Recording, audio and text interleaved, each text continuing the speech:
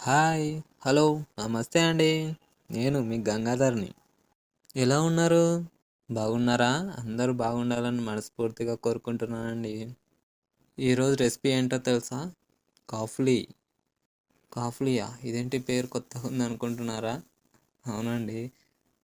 ఇది మన తెలుగు రాష్ట్రాలలో అయితే కొత్తదే. కానీ ఉత్తరాఖండ్‌లో కాదండి. ఉత్తరాఖండ్‌లో చాలా ఫేమస్. ఈ కాఫ్లీ కర్రీని ఎలా తయారు చేయాలో చూద్దామా? రెసిపీలోకెళ్ళే ముందు మీకు ఈ రెసిపీ నచ్చితే ఒక లైక్ చేయండి, అలాగే కామెంట్ చేయండి. మరిన్ని మంచి ఇంట్రెస్టింగ్ రెసిపీస్ కోసం ఛానల్ని తప్పకుండా సబ్స్క్రైబ్ చేసుకోండి. ఈ రెసిపీకి కావాల్సింది ముందుగా పాలకూర.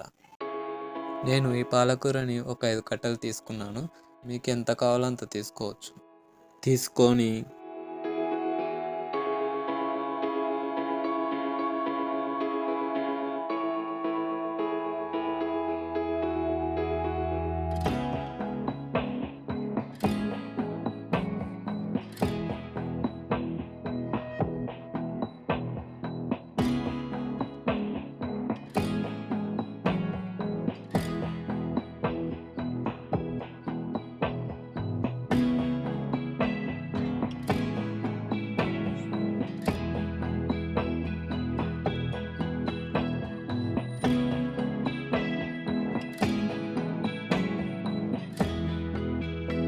నేను కట్ చేసుకున్న విధంగా కట్ చేసుకోండి. ఇలా కట్ చేసుకున్న తర్వాతకి 1కి 2 సార్లు బాగా వాటర్తో కడుక్కోండి. ఎప్పుడైనా సరే ఏ ఆకుకూరైనా సరే బాగా కడగాలి. ఎందుకంటే ఆకుకూరలు పొలంలో నుంచి వస్తాయి కదా, కొంచెం మట్టి ఉంటుంది. అందుకు 1కి 2 సార్లు బాగా కడగాలి.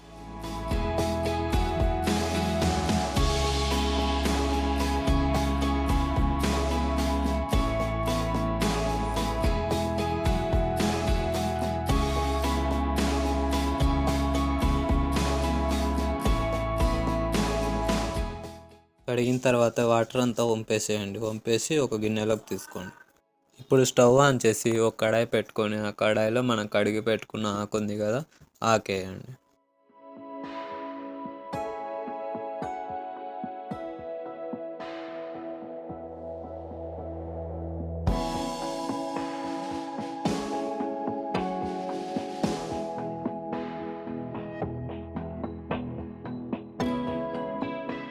ఈ ఆకుని బాగా ఉడికించాలి.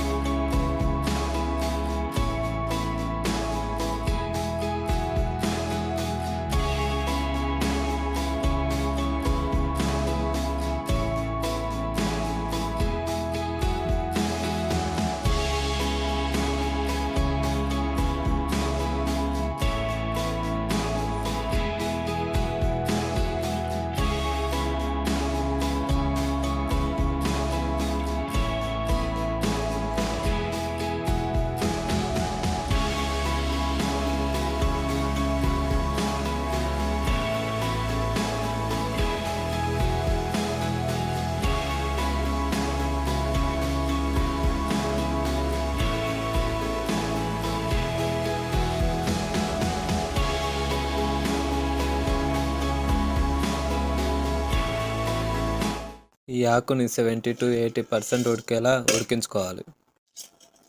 అదే కుక్కర్లో అయితే 1-2 విజిల్లు వచ్చేలాగా ఉడికించుకోవాలి. ఇలా ఉడికించుకున్నది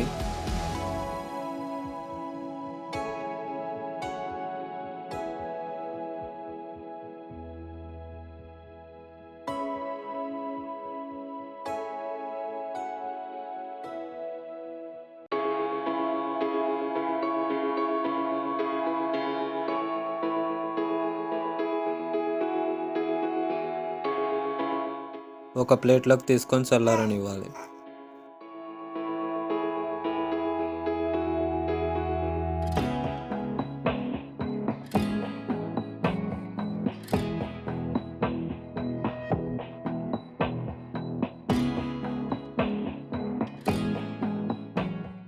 చల్లారిన తర్వాతకి మిక్సీ జార్ తీసుకొని మనం ఉడికించిందంతా మిక్సీ జార్లో వేసుకొని పేస్ట్ పట్టాలి.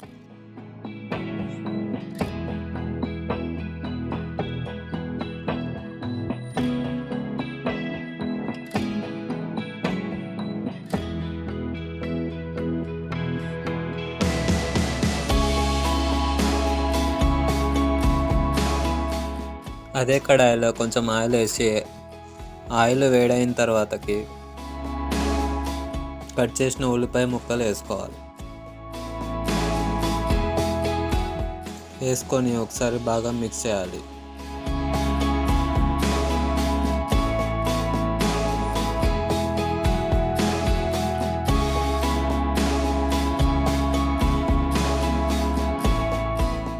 మిక్స్ చేసిన తర్వాతకి ఒక టేబుల్ స్పూన్ జీలకర్ర ఆవాలు వేసి మళ్ళీ ఒకసారి మిక్స్ చేయాలి.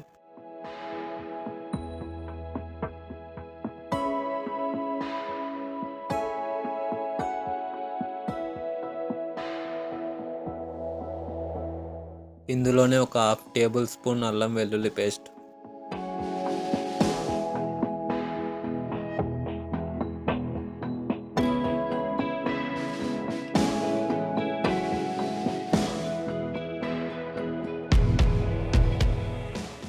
ఒక 1 టేబుల్ స్పూన్ పసుపు,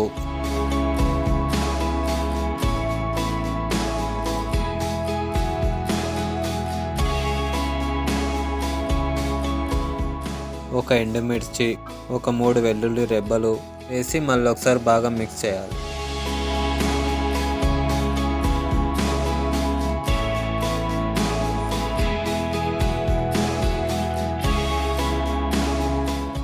ముందుగా మనం పేస్ట్ చేసి పెట్టుకున్నాం కదా, అది మొత్తం వేసేయాలి.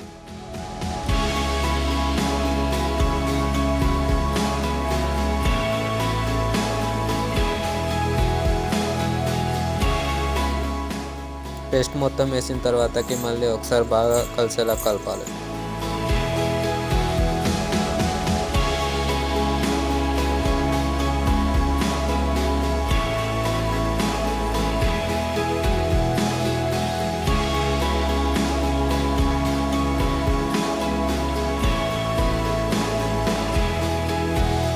కావాలంటే మన కర్రీకి తగ్గట్టుగా కొన్ని వాటర్ కూడా యాడ్ చేసుకోవచ్చు. అంటే రైస్లోకి అయితే వాటర్ యాడ్ చేసుకోవచ్చు, ఒకవేళ చపాతీ ఇట్లాంటివి అయితే అవసరం లేదు.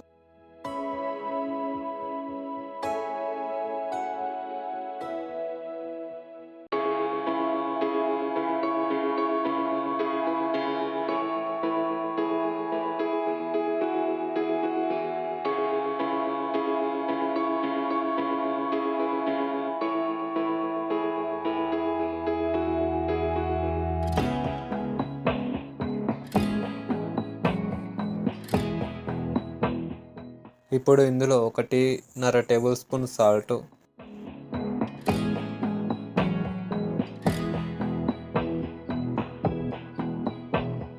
వేసి మళ్ళీ ఒకసారి కలపండి. కలిపిన తర్వాతకి ఒక 2 నిమిషాలు ఉడకనిచ్చి ఒక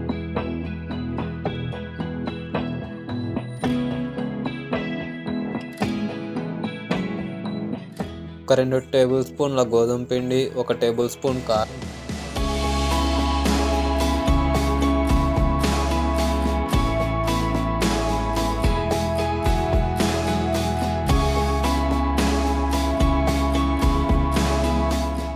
చూపించిన విధంగా ఫస్ట్ వాటర్లో మిక్స్ చేయాలండి.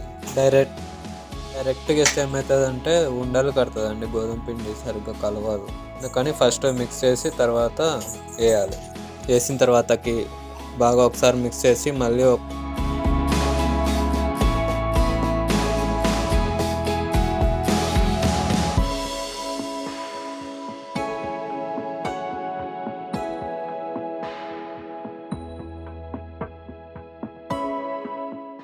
2 నుంచి 3 నిమిషాలు బాగా ఉడికించాలి మూత పెట్టి.